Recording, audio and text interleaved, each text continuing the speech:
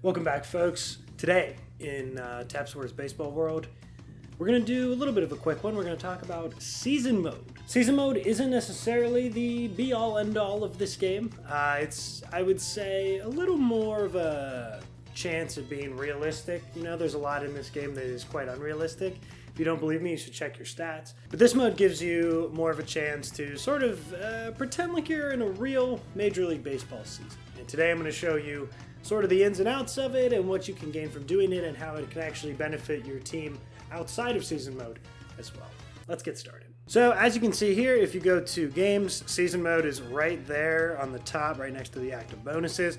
You come to this screen and it's pretty simple. Standings, rewards, stats, and you can play your games. And this is perfect timing because I just finished my regular season, so I am currently in the playoffs. But basically this mode is every series is 4 games long and you get one series every 8 hours. So you can play 2 series a day realistically. Usually what I do is I wake up, play my series, autoplay that is.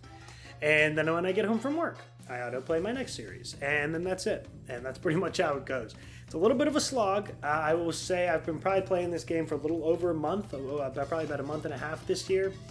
And this is the first time I've reached the postseason, so it can take some time. Also, if you'll see right here, I am 99 and 17, and that's pretty ridiculous.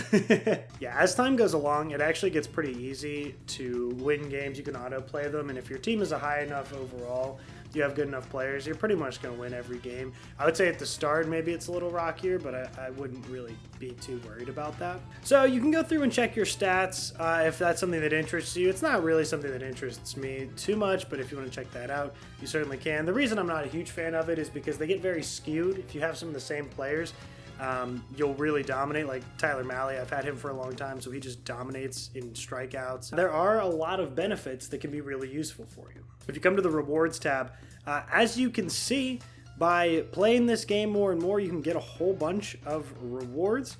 If you win the finals, you can get Evo tokens and a ton of EXP. And then, of course, there's this very important symbol that you probably won't see otherwise in this game, and those are pennants. So if we come to the team tab and we go to pennants, you can see that using these pennants will actually increase the stats of players depending on what team you upgrade. And it doesn't take a lot of pennants, and as you can see, I am really behind on this. I think it's pretty easy to forget this a lot of the time, but it is really critical because it can just give you little boosts that, you know, you wouldn't otherwise have. It basically will boost every player that's on that certain team that you have the boost for. So it behooves you to upgrade teams that you have a lot of players for, but obviously that can change as you get new players. So for example, I had a whole bunch of Atlanta Braves players, so that's why they're so high upgraded compared to the Guardians, which I previously had like none, and now I have a whole bunch. So let's go through, and now I have 4, so I don't know, let's go to like 15%. Something like that. That's good. So as you can see, I have at least 1% for every team, but also there's a lot of teams I've never gotten a player for, so this isn't something that I've really gone for at all. But it can be a really good boost, and it's important just every once in a while, check in on it. You're not going to get a ton of pennants. When you do regular season games, I think wins give you 60 pennants, and losses get you 40, so I mean, you're looking at, I don't know, probably about 400 to 500 pennants a day, and as you can see, I mean, that's like 1 or 2%. And I have about 5,900 left. I like to keep a little in the bank just in case I pull a couple players and I really want to upgrade that team, and maybe I haven't in the past, so I like to hold on to them a little bit, but I don't think it's like incredibly critical that you keep these for a really long time. But that's really the nuts and bolts of it, so I say we just go ahead and play this game. I'm in the quarterfinals, so I'm going to autoplay, and like I said, I mean, even in this, we're in the playoffs, and we still won 7-1, which is honestly a lot closer than most of the games are. So let's go hit play again. Alex Wood is pitching. Okay, so these are a little bit more competitive in the postseason. That makes sense. I get that.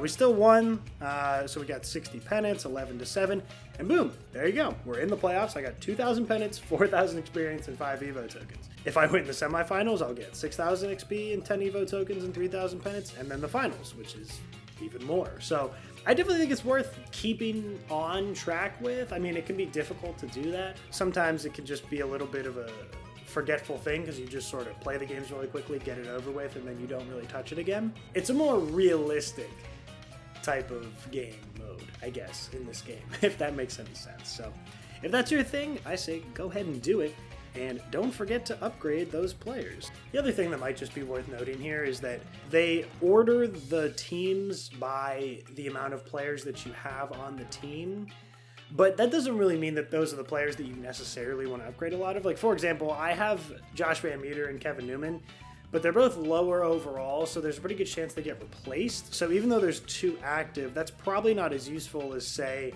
Josh Bell, who's a higher overall, who's probably going to remain in my lineup for a longer period of time.